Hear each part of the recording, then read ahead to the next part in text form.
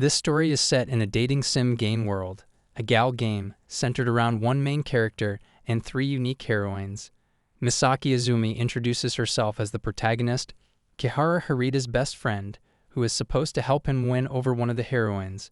But as they walk to school together, both look gloomy. It's been a year since the game started, and despite Misaki's many efforts, Harita still hasn't made any real progress with any of the girls. Misaki sighs in frustration.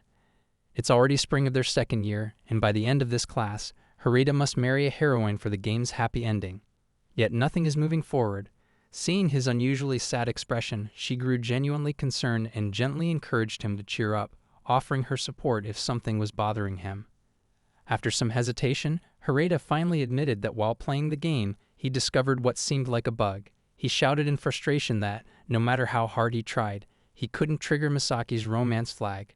So now with an irritated look, Misaki reminds him, she's not meant to be a romantic lead, she's just the friend character in this game. This realization makes him deeply sad. It all feels pointless now. Still, he insists he'll do his best to make Misaki fall for him. Annoyed and disappointed, she reminds him again that she's just the friend character.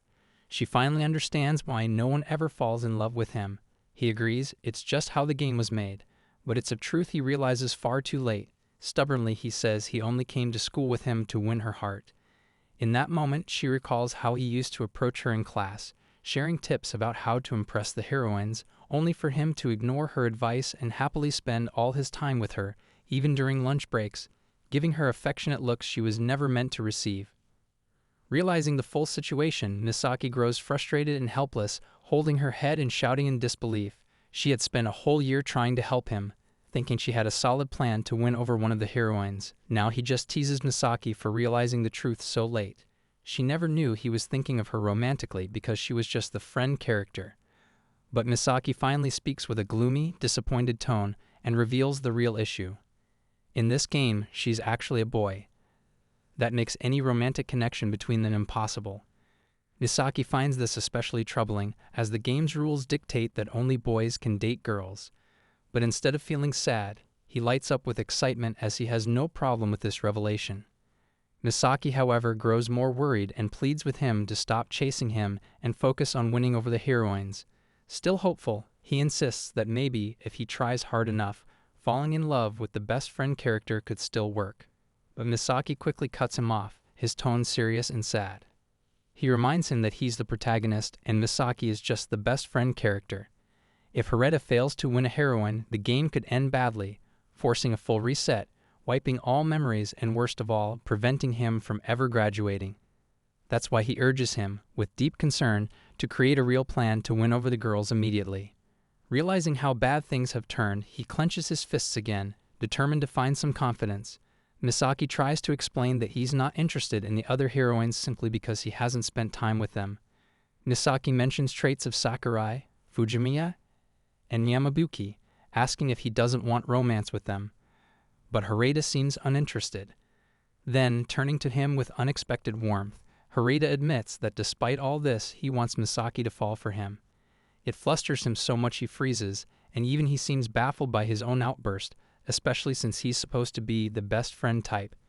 He snaps at Harita not to get carried away, but he's already made up his mind. Awkward or not, he's going to keep trying until the miracle happens. He teasingly accuses him of waiting for a miracle, maybe even the kind where Misaki turns out to be a girl. Harita instantly denies it, flustered and defensive. But Misaki, noticing his strange determination, starts to worry. After all, as the best friend character, his role is to support Harita in getting together with the heroines, not to be in the way. Realizing things are going off script, Misaki decides he might need to pull back. If he doesn't, Harita may never reach the happy ending with anyone else. The thought hits hard. He always knew he wouldn't end up with him in the end, but remembering it now stings. He's suddenly sweating, confused by the unexpected rush of emotion. Misaki keeps reminding himself of his mission, help Harita win someone else's heart. But with his heart racing and logic slipping, he wonders aloud, could the game be bugged? Then a ridiculous idea hits him.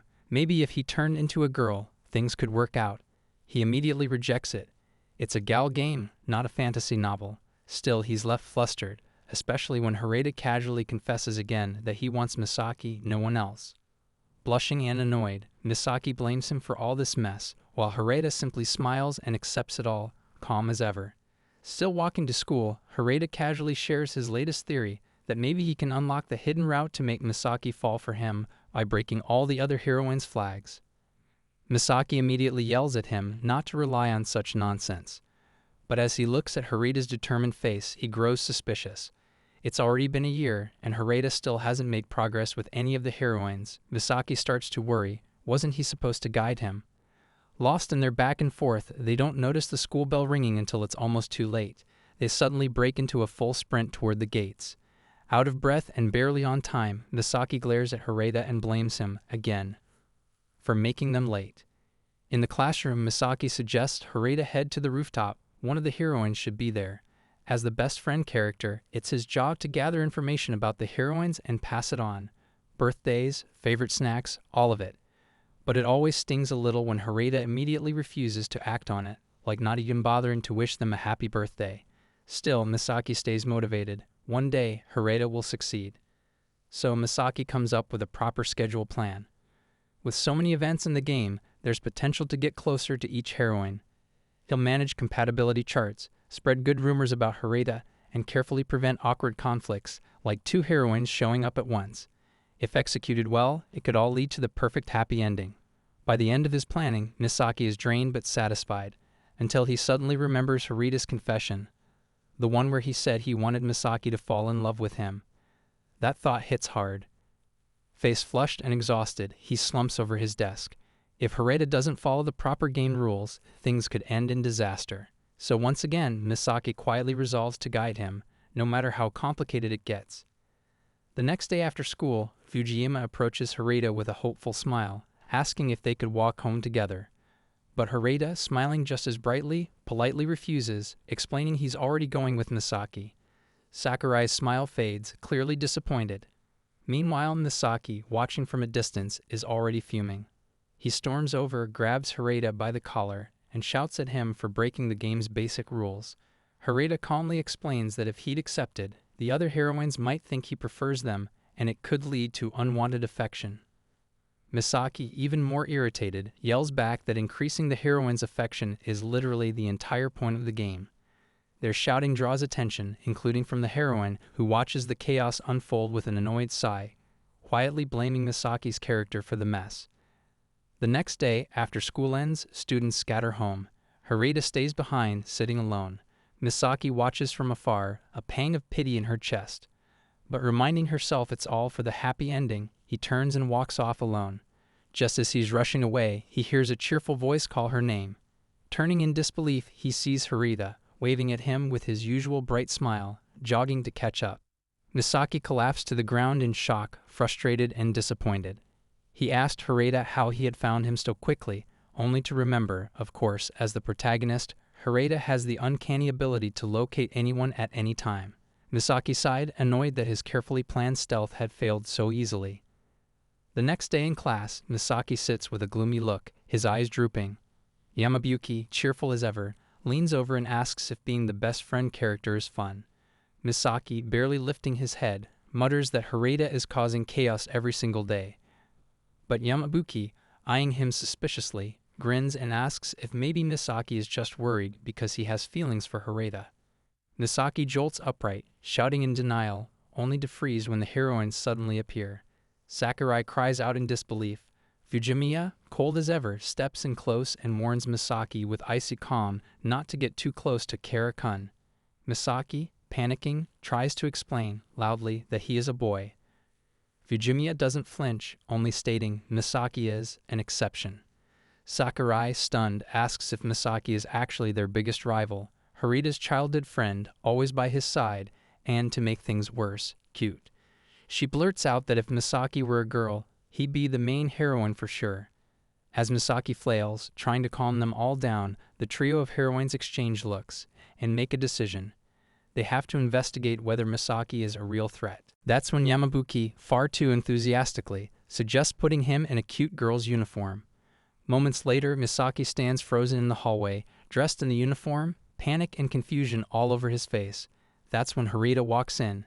He stops dead in his tracks. Then, practically shouting, Why is he this cute? This isn't fair. He's not even a romanceable character. Misaki, red-faced and furious, yells at him to shut up and stop reacting like that. Meanwhile, the trio of heroines, all staring wide-eyed, began to see Misaki not just as a rival but a serious threat. Seeing him still crying, Misaki, deeply concerned, awkwardly apologizes, asking if it's because he's a boy. He quickly reassures Misaki, saying he has no problem with that at all and actually wants him to be a heroine even as a boy. Misaki, still confused, reacts angrily, insisting it doesn't make sense.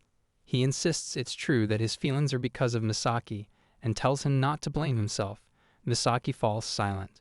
He steps closer, gently takes Misaki's hand, and affectionately confesses that he loves him as he is, finding him the cutest person in the world.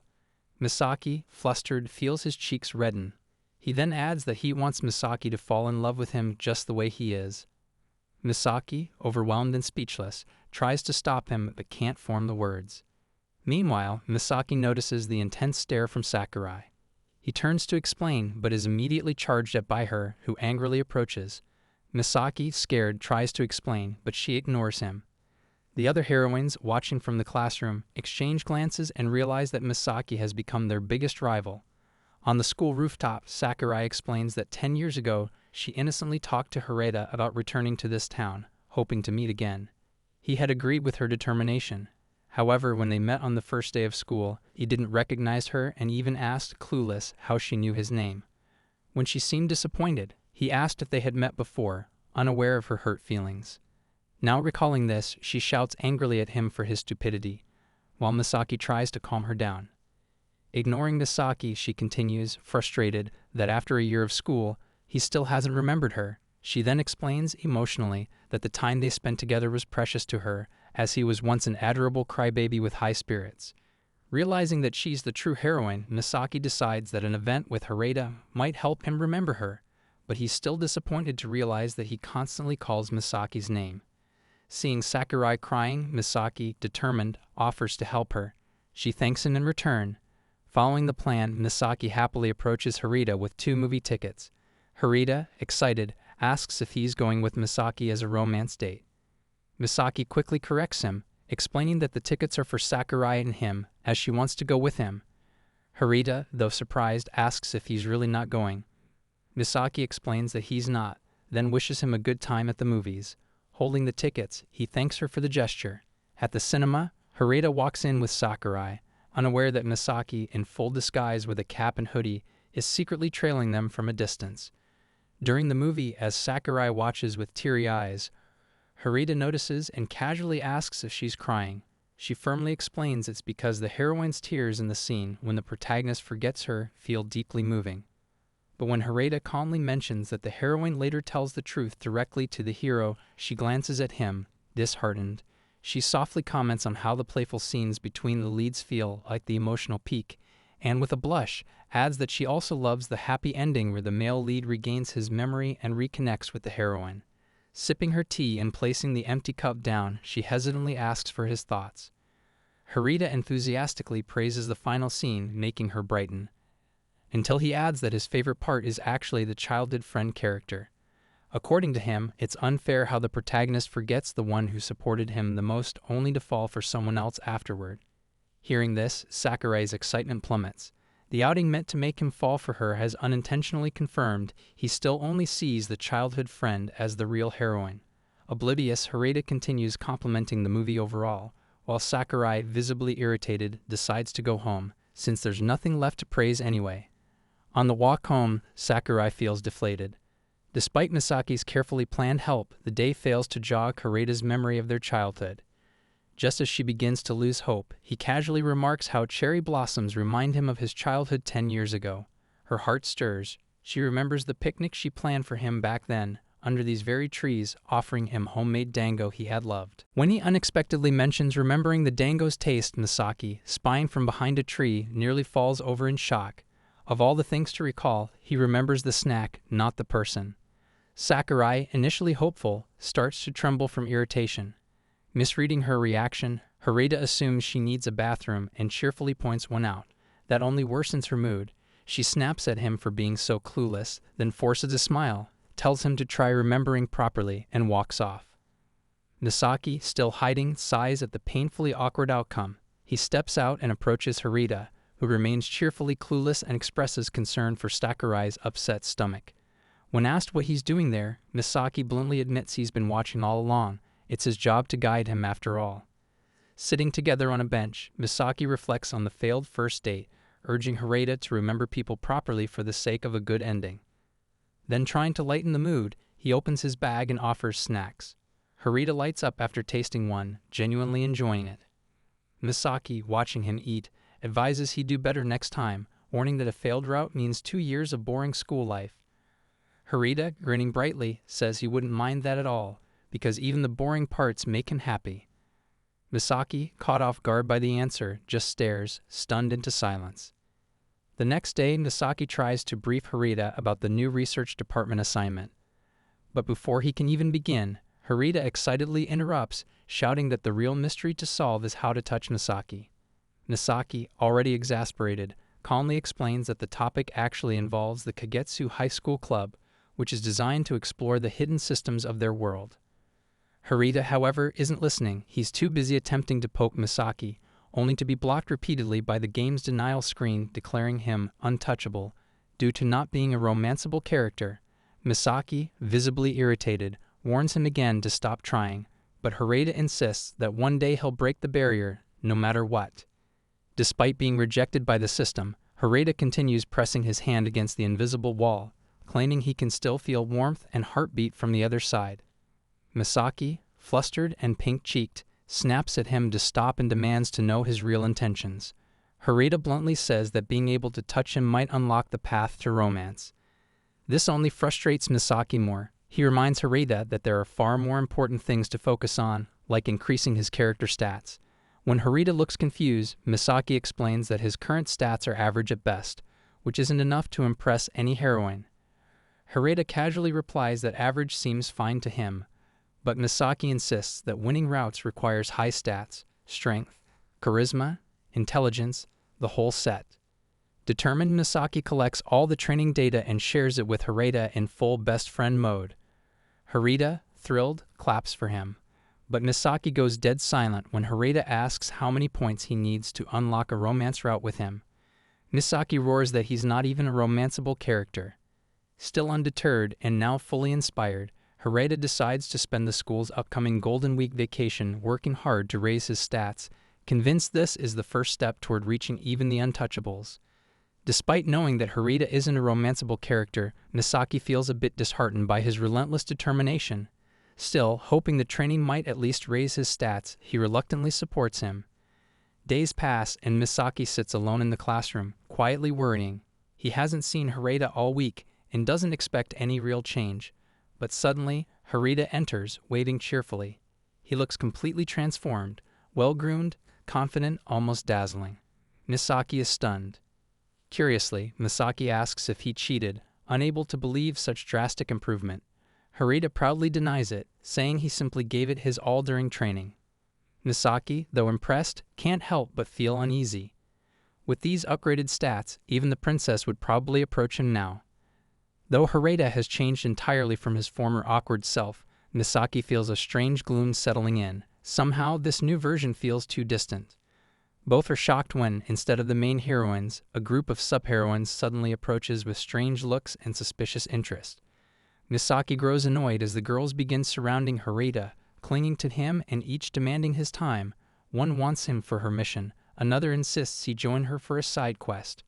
Overwhelmed by their sudden attention, Harita is left completely rattled, unable to respond. The chaos escalates as the sub-heroines tug him back and forth like a prize. Sensing the situation spiraling out of control, Misaki, with a tense expression, quickly grabs his hand and pulls him away from the crowd, silently blaming his overtrained stats for making him too popular. Seeing every sub-heroine trying to grab Harita, Misaki quickly pulls him away, shouting for him to run. The girls, now irritated and grumbling, watch the two escape. After a frantic sprint, they burst into the school library and slam the door shut behind them. Collapsing onto the floor, panting, Misaki stares ahead, stunned at how wildly the plan backfired. Harita stays silent, until he realizes he's holding Misaki's hand. There's no restriction sign, Could it mean it's possible to make Misaki fall for him? But before he can celebrate, Misaki yanks his hand back with flustered red cheeks, shouting that it's only natural to hold hands.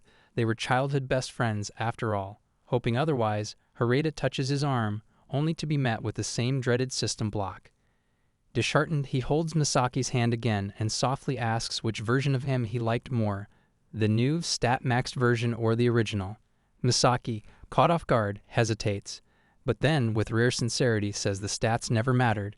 He liked him just the way he was. Relieved, Harada smiles and awkwardly confesses that he actually lost all his stats. He's back to square one. Misaki's jaw drops. Furious, he scolds Harada for dropping his stats right before a major heroine rout and a school test next week. Now both discouraged, Harada promises to focus on studying instead, though Misaki's expression clearly says he's not ready to be anyone's tutor yet. Fujiyama Rino, the class rep, top student, and literal goddess with a smile, is busy arranging books in the library. As Harada helps carry a heavy box of book files, she thanks him politely, her cheek slightly flushed. Harada casually brushes off her gratitude, trying not to act flustered himself. She also turns to thank Misaki, who's helping nearby. But while her tone stays kind, Misaki internally sighs. He knows Fujiyama is warm to everyone, but when it comes to him, her politeness always feels strangely distant. During the school break, Harada wants to head home with Misaki, but Misaki, clearly annoyed and irritated, suddenly changes direction and walks toward Fujiyama. As expected, Harada follows him without question. According to Misaki's subtle plan, this maneuver ends with both of them helping Fujiyama in the library. However, when he notices Fujiyama's mildly irritated expression directed at Misaki, he grows gloomy. Even though Misaki may come off as a nuisance to her, he still hopes, deep down, to bring them closer together. Now standing in the library, when Harada expresses concern, she calmly explains that, as class representative, she's responsible for organizing books in the library and replacing the old ones in the classroom. Misaki, catching on quickly, excitedly suggests splitting the task, offering to handle the classroom books himself to give the other two some alone time in the library. But just as the plan seems to set in motion, both are left stunned when Harada suddenly grabs the heavy box of books and bolts off, insisting he'll handle the classroom instead. Misaki and Fujimiya are left standing there, shocked and helpless at the complete derailment of the setup. Both now stand frozen in shock as Fujimiya, her expression a mix of fear and fury, reveals she had waited all through high school hoping for a love story with Harada. But now she yells that all her carefully imagined plans have collapsed because of Misaki. Panicked and guilty, Misaki quickly apologizes, explaining that he only wanted to bring them closer, because he too wishes for Harada's happy ending. But Fujimiya, her voice trembling with emotion, confesses that she doesn't believe Harada can be truly happy with any heroine if it's not her. Her words leave Misaki speechless, the truth hitting him hard. As she continues, saying she can't trust him anymore, Misaki, holding the stack of books, looks away, his heart heavy with disappointment, because all he ever wanted was to earn her trust. Misaki, still determined to help Harada find his happy ending without worrying about who he ends up with, watches as Fujimiya arranges the books on the shelves. Her focus seems to shift for a moment, and she is reminded of a past memory. Years ago, she sat on the ground surrounded by scattered notes, disheartened by her inability to be perfect. That's when Harada had approached her, encouraging her to keep working hard and reminding her that everyone relies on her. He told her to seek help when needed. His words had touched her deeply, and as tears filled her eyes, she realized she had started to love him. He had seen her flaws and never once criticized her, something that made her feel truly understood. But now, standing before the bookshelves, that same love made her heart ache, as she feared that despite all she had done, Harada might choose someone else instead of her. As she climbed the rolling ladder to place the books on the higher shelves, frustration and sadness cloud her mind. Her thoughts become darker, and she begins to think about taking drastic measures if Harada chooses another girl. The tension builds inside her, and in that moment of agitation, her foot trips. Books tumble from her hands as she loses her balance and closes her eyes in fear, expecting to fall. But before she hits the ground, Misaki runs to her side, catching her in a protective manner. However, in doing so, he ends up hurting himself, the pain registering as he grimaces, but his concern for her outweighs everything. Fujimiya, wide-eyed and shaken, looks at him with surprise and guilt. Misaki, wincing from the pain but still standing strong, reassures her, not wanting her to feel responsible. Fujimiya, still shocked and deeply ashamed of her past behavior towards Misaki, immediately apologizes. She looks at him with sincerity, asking him why he would continue helping her despite how rude she had been earlier. Misaki, still sitting on the ground, reassures her with a calm smile, saying that she doesn't need to worry. He explains that as the hero's best friend, it is his responsibility to protect the heroine. When she curiously asks if this rule is difficult, Misaki agrees but adds that he is doing it all for Harita's happy ending, not expecting anything in return. His selflessness touches her, but at the same time she feels a tinge of jealousy. She can't help but feel envious of Misaki because, as his best friend, he knows Harita in a way she can't. They share similar characteristics, both kind and considerate, but Misaki seems to have an even deeper understanding of Harita. Despite the jealousy that stirs within her, Fujimiya, driven by her love for Harita, asks Misaki to tell her more about him. She yearns to know what he's like, hoping it will bring her closer to understanding the one she loves. Misaki, surprised by her request, feels a little uneasy, but he starts to share whatever he can about Harita, keeping the conversation light. A few minutes later, Harita returns and Fujimiya, now blushing, eagerly thanks him for his help. However, Harita brushes it off, his attention immediately shifting to Misaki when he notices his injury. His face morphs into one of concern, and without listening to anyone, he dashes off to find a band-aid, clearly panicking over Misaki's condition. Misaki, feeling both confused and worried, tries to reassure him, explaining that he's fine, but the intensity of Harita's concern makes him uneasy. As he watches Harita frantically search for the band-aid, he can't help but wonder about the depth of their bond. Meanwhile, Fujimiya watches with a complex mix of emotions. She smiles softly at Harita's genuine care for his best friend, but the moment is quickly overshadowed by frustration. She can't hide her irritation, and with a little anger, she shouts at Misaki, blaming him for always interfering with her plans. Her outburst surprises both of them, and Misaki becomes even more worried, unsure of how to handle the tension. A few years ago, Misaki was running happily to play with Harita when his mother, concerned, told him not to go out because it was a severe rainy day. Misaki reminded her that the newspaper was from the previous year, but he noticed her worried expression and asked if she was okay. She smiled, suggesting he sit near her, while she combed his hair, advising him to take care of it, as it was important for girls.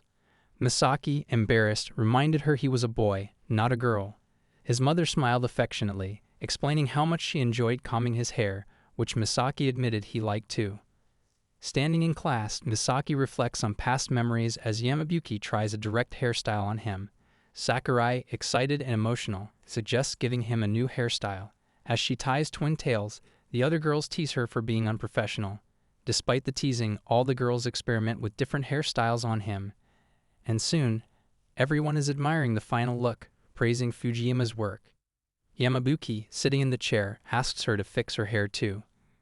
Meanwhile, Misaki, annoyed by the girls having fun even when messing up their hair, starts fixing his own hair. When the other girls notice, they ask why he's changing his hairstyle back, especially since it looks like the one he had in middle school. He casually mentions that his mother used to tie his hair for him every morning. Despite her weak body and difficulty sitting for long periods, she always sat happily while tying his hair. Now feeling emotional and exhausted, he reminisces about those memories of talking with his mother about playing with her hair. Fujiyama, misunderstanding, becomes teary-eyed and deeply moved, thinking his mother is watching over him from heaven. But he shouts in disbelief, explaining that his mother is fine now and that after treatment, she got much better. Switching the topic, Yamabuki, impressed by his long silky hair, asks if that's the reason he keeps it so long, and if he's learned to tie it on his own. Although he only knew the real reason for not cutting his hair was tied to his childhood memories, when everyone used to tease him for being a crybaby who was pretending to be a boy, they would often pull his long hair to try and prove he wasn't really a boy. But then, Harada, angrily approaching, shouted at them to stop. Seeing him coming, the bullies quickly ran away. Afterward, he apologized for everything, but Harada reassured him that it was entirely the bullies' fault, not his. Still, he cried and sniffled, blaming himself, feeling he wasn't strong enough like Harada. He wished he could cut his hair and become stronger, but he was shocked when Harada gently suggested he shouldn't cut his hair. Harada explained that he liked the way his mother used to do his hair and encouraged him not to give up the things he liked just to please others. Harada added that if he did that, he'd eventually lose his true self. Harada also kindly admitted that he liked him the way he was, whether he looked girly or boyish. Wiping his tears, he promised not to cut his hair until his true wish came true. Then, with a sense of seriousness, he confessed his deepest wish for a happy ending with Harada. The two made a pinky promise to always be there for each other. Now 10 years have passed, and his hair is still growing long, but the bond and memories they shared remain just as strong. As Harada, with a bright smile, opens the door and apologizes to Misaki for making him wait, he suggests they head home. Meanwhile, the other heroines, realizing that Misaki's full face has never been seen by anyone due to his bangs covering his forehead, start suggesting he should cut them. Fujiyama, emotionally moved, expresses a desire to see his full face as well. Misaki hesitates but begins to step forward to do so. Yamabuki, excited, moves toward him with the scissors, eager to finally cut his hair, while Misaki, holding his hands up in worry, waves them away and runs off. As they walk down the road, Misaki exhales in relief. He realizes that cutting his hair would mean losing his true identity as the protagonist of his own story. He wonders if his bangs are really what define him. Harada, with calmness, explains that he shouldn't show his full face to just anyone but save it for special occasions. In his usual confused state, Misaki misinterprets this, asking if he has to show his full face to someone he loves. This makes him flustered, his face turning red, and he starts sweating. He nervously suggests that maybe he shouldn't cut it at all. The next day in class, the teacher gives them an assignment to submit by next week and advises them to work in groups and avoid fighting with each other. Now, the three heroines and both boys are standing, and Misaki looks worried, sensing something will happen soon. Fujiyama, standing near Kagetsu's map since it's a history assignment, asks Harada affectionately about his favorite topic, as they're free to choose their own subject. Harada excitedly shares that he'd like to do a topic on UFO sightings in Kagetsu. He explains that it's believed that finding a UFO would grant a person's wish, and he even points to the location on the map where the UFO was reportedly spotted. Sakurai, visibly irritated, interrupts, dismissing his idea as unrealistic. Fujiyama, blushing despite Sakurai's disagreement, steps closer to him, expressing her support for the topic. This only seems to make Sakurai angrier, staring at Fujiyama with frustration. Seeing the tension between the two girls, Misaki grows worried and anxious, fearing that they might get into a fight.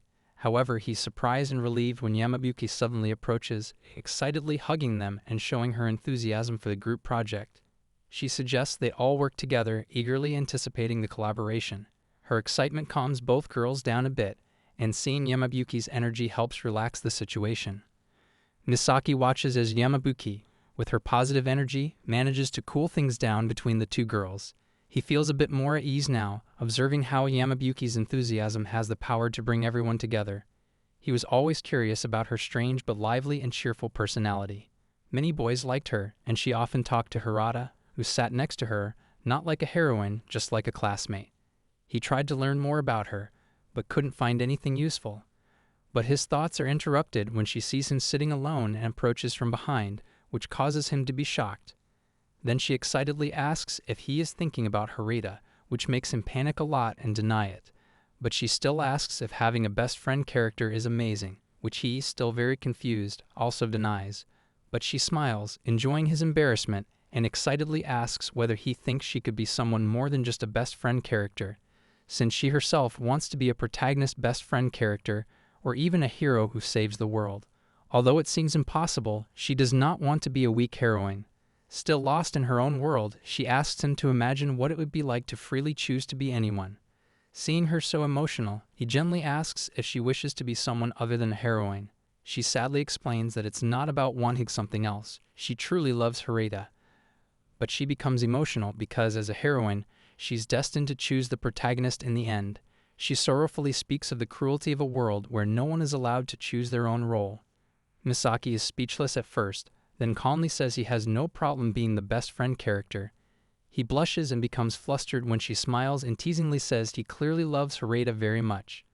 But their conversation is suddenly interrupted when they see Fujiyama and Sakurai starting to argue again. Misaki, now deeply worried, quickly rushes over. Sakurai is scolding Fujiyama for clinging to Harada and not even attending class, while Fujiyama just smiles stubbornly, acting like she's done nothing wrong. Sensing the tension and finding no other way to stop them, Misaki suddenly points to the window and shouts that there's a UFO. Hearing this, both girls instantly forget the fight and run outside. Misaki, still flustered, says he's going out too, but asks Fujiyama to stay with Harita while he's gone. Now standing alone, she looks at him with deep affection and excitement, hoping to build a closer relationship. But he, wearing a bright smile and gently apologizing, stops her, saying it's her duty as a heroine. This shocks her. As she comes closer, looking down through the window, she asks curiously if he only loves Misaki. He immediately admits that Misaki has done a lot for him, which makes her smile. Then she lightly scolds him, half playfully, questioning how he could fall in love with someone who's not even written as a romantic character. She becomes even more impressed and captivated when he happily explains that he doesn't mind Misaki's best friend role because he always sees the best in her. He continues, saying there are many kinds of people in the world, like Yamabuki, who loves cute things. This world is full of such things. Some people love someone but are too afraid to confess. Others fight for their love in bold, desperate ways. But only a few love someone so much. They care more about that person's happiness than their own. As she listens, she's clearly touched and amazed, especially when he adds, with a soft smile, that he loves Misaki's calm and cool nature and will try his best to win him, because there's truly no one else like him. Meanwhile, as the two girls run, Sakurai suddenly grabs Fujiyama's hand, causing her to get annoyed since it slows her down. At the same time, Sakurai shows a scared expression, worried that the UFO might actually carry aliens. A few meters away, he watches them nervously, unable to tell whether the two girls are holding hands out of friendship or gearing up to fight again. It's Sunday, and when Misaki sees Harita taking pictures, he, still dutiful in his best friend role, curiously asks about them. Harita happily explains that he thought he spotted a UFO and tried to capture it, but it turned out to be just birds, which leaves him visibly disappointed. Noticing how passionate Harita is, Misaki cheerfully suggests they go out and take some good photos today. They arrive at a restaurant where Sakurai, dressed as a waitress and holding a tray with cake and drinks, greets them excitedly and cheerfully. The sight shocks Harita, but when Sakurai notices them, she shouts in disbelief and embarrassment, demanding to know why they came here. Harita calmly explains that it was Misaki's idea to visit this place. Misaki, determined and smiling, says he just wants to enjoy his day off with Harita and maybe discover some hidden sides of the heroines. Seeing how flustered Sakurai is, Harita tries to comfort her, saying there's nothing strange about spending time outside school. He even compliments her cuteness, which both surprises and confuses her. Then, smiling mischievously, Harita adds that this waitress outfit actually suits Misaki really well, which makes Sakurai furious. Irritated and annoyed, she yells at them and kicks them out of the restaurant, even throwing forks in their direction. Harita ends up outside, totally embarrassed, with a fork still stuck in his head. Misaki, looking equally annoyed, scolds him for causing all that chaos, but quickly brightens up, excited to have witnessed a rare part-time CG moment from Sakurai. Still confused, Harita looks at him, but Misaki doesn't explain and simply urges him to stand up. They have more places to visit. Next, they arrive at a sacred shrine, where Fujiyama is sweeping the grounds with a broom, wearing a long, clean shrine maiden outfit. Seeing them, she smiles warmly. Harita beams with happiness at the sight of the peaceful place. She explains that the head priest here is her relative, which is why she's allowed to help out and work at the shrine. Harita imagines again that Misaki in this outfit is somehow protected from evil spirits. Fujiyama, slightly irritated, tells him to stop thinking about such things. Calmly, Misaki admires how peaceful it is to work at the temple, but Fujiyama explains that she mostly works here because she enjoys it. Seeing them talk so casually makes Misaki happy. It feels like a normal moment, but suddenly he notices the curse ritual tied to him, and his mood shifts to fear and shock. Seeing his strange reaction, Fujiyama politely asks if he's okay. Without answering her, Misaki, panicked, grabs Harita and pulls him away from the shrine. Seeing his panicked expression, Fujiyama immediately realizes that he must have seen the cursed photo, meaning things are about to go wrong. Later, they walk along the beach. Misaki is much happier, singing, when he asks Misaki why he's smiling so much. He excitedly and calmly explains that today was a good day, making memories and getting 2 special CGs. When he looks confused, asking what CGs are, he explains with enthusiasm that these are special memories, different from everyday ones. They mark a change in relationships with the heroines and are far more valuable, memories that would never be forgotten. Harita finally understands the whole situation. Sadly, Fujiyama informs Misaki that he doesn't have any amazing memories like the heroines do. As the normal best friend character, his role will never change. Harada, on the other hand, will always have memories of the heroines, and the one who wins his heart will always be his final destination. But Misaki's thoughts are interrupted when Harada suddenly mentions he doesn't have a CG with him. Determined, Harada decides to create one by taking a picture. Even though they both know it's not a memorable event, Misaki is content. For him, taking the picture is enough to hold on to a special moment for himself, one that he'll always remember. Their conversation is interrupted when a girl with long white hair, neatly tied up and wearing an elegant long white dress, calls out to them. Confused, they don't recognize her, but she introduces herself as Yamabuki. Both of them are shocked and puzzled because she looks completely different from her usual school appearance. Her maid respectfully suggests that they move away as it's curfew time. Yamabuki happily waves them goodbye before getting into a black luxurious car, which leaves both Misaki and Harada stunned and confused. It's hard for them to believe that she's the same person. Yamabuki, with her mysterious air, is completely different from what they expected. By the end of the day, they discovered entirely new sides to all the heroines. It's the day of the sports festival, and Misaki reminds Harada of his duties, taking care of Sakurai's injured leg, eating Fujiyama's homemade food, and winning the race with Yamabuki. Misaki, motivated after spending the whole night planning, is determined to make everything perfect. Now standing on the sports field, Misaki continues to motivate Harada to do his best to impress the heroines. As he warms up for the games, Harada agrees with him, fully prepared. Suddenly, an announcement rings out, calling for all students to gather for the tossball event, and everyone rushes to the field. Overhearing two students talking, they confidently discuss how Class B will win because of their talented student Arashi-kun. Misaki realizes that Arashi, with his amazing skills, could be a challenge. Determined to motivate Harada even more, Misaki pushes him to give his best effort to win. The heroines cheer for him too, encouraging him to throw more than one ball. While Class A is doing well, Class B is performing just as impressively. Seeing that there's no clear progress, Yamabuki, with a clever idea, shouts at Misaki to go in and motivate him by wearing a cheerleader outfit. Although Misaki protests loudly, saying he won't do it, the idea somehow sticks in his mind, boosting his energy. Fueled by this new motivation, he plays with incredible focus, and in the first round, he earns first place. All it took was the thought of him in a cheerleader dress to spark his determination. He, now excited, stands in front of Misaki, his playing power clearly increased by the thought of wearing a cheerleader outfit. However, he feels disappointed in himself for thinking this way. Eagerly, he suggests that he wear the outfit, but Misaki, puzzled and reluctant, immediately denies it, reminding Harada that he's not a girl. Suddenly, Misaki and everyone around him are shocked when Harada acts like he has no energy left. His body is completely exhausted, and he collapses, sitting on the ground. The others are all worried, as the match isn't over yet, and they see Harada's condition worsening. Class B, initially disappointed by Harada's performance that led to their loss, now becomes much more motivated and hopeful, realizing that their chances of winning have increased. Seeing their loss, Yamabuki, still concerned, calls out to Misaki, asking him to be a goddess for Class A and wear the cheerleader outfit.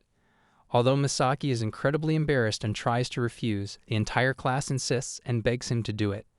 Finally, feeling overwhelmed by their requests, Misaki reluctantly agrees and wears the outfit. Finally, he's in the cheerleader outfit, surprising everyone with how amazing a guy can look in it. Though nervous and panicked at first, Harada stands up, smiles, and reassures him not to worry. Misaki yells back, acknowledging his anxiety, but he begins to calm down, gaining control over his emotions as they'd come this far. He wishes for him to do well next, and he happily agrees. As he politely wishes him good luck, it seems like a subtle love confession, leaving Harada excited and energized. His body is completely activated with anticipation. Feeling shy, he shouts at him not to say such things. As he heads off to play, Misaki looks at his notes, thinking about the upcoming game. Noticing his worry, Heroines approaches him with concern, asking if everything is okay. He admits he's fine, but his pale, tired face betrays him. He confesses he couldn't sleep, planning strategies all night. She reassures him, reminding him to relax, and that everything will be fine. Determined to perform well, he focuses again on his notes. However, his eyes wander, and before he knows it, he collapses unconscious on the ground. As Misaki drifts in and out of consciousness, he notices people looking at him with concern. Confused, his thoughts briefly wander to the sports festival before he finally becomes fully unconscious again. After a few moments, he wakes up completely, feeling disoriented and trying to make sense of where he is. He looks around until he sees Harita sitting beside him, gently asking if he's feeling okay. He explains that he passed out from lack of sleep, which makes him worry about the festival. Harita glances out the window and softly tells him it's already over. Embarrassed and guilty, he asks how long he's been there. Harita replies that he carried him to the nurse's office and stayed by his side, deepening his guilt. Still concerned about the game, Misaki admits his stress. Harita, looking regretful, apologizes for not noticing his tension and for pushing him to wear the cheerleader outfit. Misaki sadly brushes it off, blaming himself for not taking care of his health. Misaki begins to cry, tears streaming down his face as he blames himself for ruining what should have been a joyful sports festival with his friends, a once-a-year event. Overwhelmed with guilt and feeling like a failure for not being a proper best friend, he repeatedly apologizes, unable to meet Harita's eyes. His sense of worth fades further as he laments not being able to share those special moments with her. But to his surprise, Harita gently speaks, telling him that being a true best friend means standing by each other's side, especially in tough times. Seeing his raw emotions, she expresses how much she admires him for always supporting others, even when he's struggling. That reassurance helps ease his guilt. Then, smiling affectionately, Harita admits that seeing him in the cheerleader outfit was the most memorable moment for her, and it brought her joy during the game. Misaki, flustered and blushing, hides under the blanket in embarrassment. He mumbles that he wants to rest, and Harita softly agrees, reminding him once again that she's always there for him. Meanwhile, back on the field, Tri-Heroine is packing up the gear, still worried about Misaki. As she stands near the movable stairs, Sakura decides to visit the nurse's office to check on him. But suddenly, the stairs shift, almost falling on her, until Arashi Koshike, the star from Class B, catches it just in time, protecting her. With a teasing grin, he asks about Harita, noting he was supposed to play in the final match. When Sakura explains Harita is in the nurse's office with a friend, Arashi jokes that he must have run away to avoid losing to him, leaving all the girls shocked by his bold and strange remark. With summer in the air, Misaki approaches Harita with excitement, eager to plan an event to win over the heroines. But Harita, still focused only on spending time with him, causes Misaki to snap in frustration, shouting that he isn't a romanceable character. Yet Harita simply smiles, amused by his reaction. Elsewhere, Arashi sips his drink, eyes narrowing at the sight of their exchange. Two side heroines approach him warmly, inviting him along, and he rejects without hesitation. Still, his gaze remains fixed on Harita's easy smile. Jealousy stirs. Harita looks too calm, as if certain he'll win hearts without even trying. Fueled by rivalry, Arashi silently vows to wipe that smile away and make Harita feel the same pressure that gnaws at him. To carry out his plan, Arashi first approaches Sakurai near the stairs, putting on his most charming smile and complimenting her cuteness in hopes of winning her over.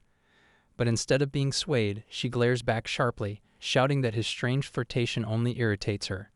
Caught off guard and completely misunderstanding her reaction, he panics and quickly flees, confused and suspicious of her outburst, yet still unwilling to give up. Next, he turns to Fujiyama, who is walking down the corridor with books in hand. With forced enthusiasm, he praises her beauty and intelligence, subtly comparing her to Harita and implying Harita has nothing extraordinary to offer. But Fujiyama responds gently, defending Harita with a soft smile, calling him amazing and admirable. Despite her calm tone, something in her eyes unsettles Arashi, enough that he fears pushing further might lead to unexpected consequences. Nervous, he awkwardly waves and makes a hasty retreat once again. Arashi, still determined to make his plan work, finally approaches Yamabuki in an empty classroom. With a polite tone, he casually asks about her type of boys. After a moment's thought, she blushes and cheerfully admits that she likes cute things. Feeling this is his chance, he confidently claims that he is also cute. To his surprise, Yamabuki enthusiastically agrees, then suddenly grabs a skirt and a bunny hairband, rushing toward him to make him even cuter. Realizing her intentions, Arashi panics and bolts from the room, fleeing yet another failed attempt. Eventually, he ends up outside on the school grounds, visibly frustrated and worried over the repeated failure of his plans. There he spots Harita sleeping lazily on a bench while Misaki tries to wake him for an upcoming lecture. Seeing Hareda's carefree attitude pushes Arashi over the edge. In a fit of jealousy and irritation, he marches up and shouts at Hareda for sleeping at such a time, startling them both. When Misaki asks in concern who he is, Arashi introduces himself loudly as Arashi-Q, the rival character, proclaiming that other guys are approaching Hareda's heroines, and as the main character, Hareda should be doing something about it. Hareda, still half asleep, calmly dismisses the concern, stating that he won't interfere and casually encourages Arashi to go ahead and win them over if he can. This indifferent response confuses and frustrates Arashi even more. He leans in with a sinister smile, questioning if messing with the heroines wouldn't cause Hareda any problems. But before Hareda can reply, Misaki interjects, worriedly asking why Arashi is acting so strangely. Ironically, this only makes the heroines show more concern and affection toward Hareda, further shocking Arashi and making him even more jealous, realizing that, no matter what he does, Hareda is somehow always a step ahead without even trying. Misaki smiles and teases Arashi to be more worried since he's the rival character, but the moment is interrupted when Hareda calmly says he has no interest in any of the heroines, only Misaki. Arashi freezes in shock, while Misaki nervously tries to explain that Hareda is just sleepy and talking nonsense. But Arashi grins darkly, pointing at Misaki and accusing him of pretending to be a boy, claiming he's actually the secret heroine. He says that's the real reason Hareda, despite having gorgeous heroines around, always chooses Misaki. Misaki, panicked and confused, insists he's just a best friend character, not a heroine, but as Arashi gets closer, staring at his blushing face, Misaki grows scared. Hareda steps in for the first time, firmly stating that Misaki is a guy, but Arashi, blinded by jealousy, ignores him. Arashi blames himself, realizing that despite Misaki's cute face and always hiding behind Hareda, he fails to notice him sooner. Feeling frustrated, he steps closer and asks for Misaki's contact number. Misaki, sensing the situation getting worse, reluctantly suggests Arashi touch his chest to confirm he's a guy. Arashi, overly excited, moves forward with a big smile, about to touch Misaki. But before he can, Hareda angrily grabs his hand and stops him. Both of them try to convince Arashi that they're both guys, but Hareda loudly and aggressively warns him not to touch Misaki. Seeing Hareda's possessive nature, Arashi smirks and points at Misaki, claiming he's the true heroine, hinting that there's more to come. Misaki, clearly annoyed, shoots back, insisting he's not a romantic character. Arashi, feeling gloomy, reflects on his own abilities, good grades, excellent in sports, and wishes to be the main character in the game. Despite his desire, he feels that his character won't change. When he sees Misaki, he excitedly approaches him and politely offers to spend time together after school. Misaki, irritated, tries to remind him again that he's just a guy, but Arashi teases him about wearing a guy's uniform, despite how cute he is, which frustrates Misaki further. Misaki then wonders if Arashi just wants to talk casually and suddenly grabs his hands, despite his resistance, and runs toward the men's washroom. Arashi, angry and annoyed, suggests they talk there as men. However, Arashi, feeling awkward, finally asks if they can go somewhere else. Eventually, both of them sit outside the school building on the stairs. Arashi sighs deeply, still in disbelief, and confirms that Misaki is really a guy. Misaki calmly explains that even after spending 10 years with Hareda as his best friend, he's always known his true identity as a boy. Arashi remains suspicious and forms several theories about Misaki, suggesting that Misaki might be a heroine who was caught in a compromising situation and pretended to change their identity due to family issues. He believes Misaki lied about their gender, and only Hareda knows the truth. Arashi also imagines that a secret organization might have drugged Misaki, causing them to transform into a girl. Misaki, frustrated, denies all of these ideas. However, still sensing something odd about Misaki's identity, Arashi is shown a game screen that reveals Misaki's character as Hareda's best friend. The screen indicates that if Misaki were a girl, they might be a heroine, but since they are a boy, their role is the best friend. Finally realizing the situation, Arashi accepts that Misaki is indeed the best friend character. However, Arashi is still shocked and confused when he learns that Hareda wants a romantic relationship with him. He becomes gloomy, feeling uncertain because, as he is not the heroine, he believes he has no chance of winning Hareda's affection. When Arashi emotionally asks Misaki if he wants to be a heroine, Misaki first becomes speechless and then lowers his head in helplessness, knowing that in this world, all characters have already been assigned their roles. Seeing Misaki so down, Arashi reaches out to comfort him, but both are startled when Harada suddenly shouts from behind, telling Arashi not to touch Misaki. Misaki, in panic and shock, asks Harada about his arrival. Harada explains he just arrived and curiously asks about their conversation. Misaki, quickly winking at Arashi, changes the subject, claiming they were discussing nothing important and suggesting they move back to class. However, Arashi, emotionally frustrated, asks why Misaki is so carefree, especially since so much time has passed, and he still hasn't made any progress in winning the heroine. He feels stuck, spending time with his best friend instead. Misaki calmly explains that he just wants to win for Misaki's sake. This frustrates Arashi even more, as everyone else is fulfilling their roles while he is not. Arashi points out that even though he's been assigned the rival character, he still has to fight and sometimes lose, or people will hate him. There are obstacles and hurdles to overcome for the hero, and he angrily asks why Misaki isn't allowing him to perform his role. Determined, Arashi stands up and suggests that Harada should act like a hero, while they, as side characters, do their best to make him even more popular and amazing.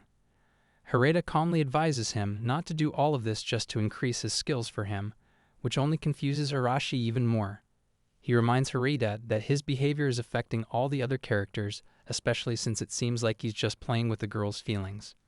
Arashi, feeling gloomy, advises Harada to perform his role properly.